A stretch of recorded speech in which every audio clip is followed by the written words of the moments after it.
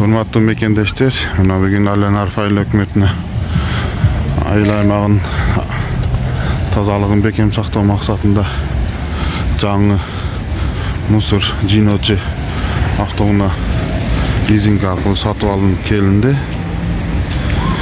Ошондой эле айыл өкмөтүндө атайын суу себүүчү машина дагы сатып алынып алып келинди.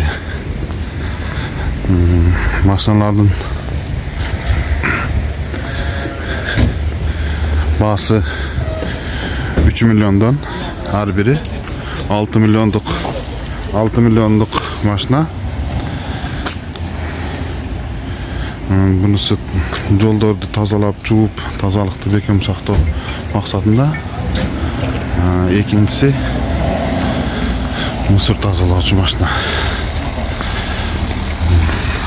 Элибизге жакшы күндөргө кызмат кылып берсин. Uzak жылдар кызмат кылып берсин. Мекенибиз өнүгө берсин.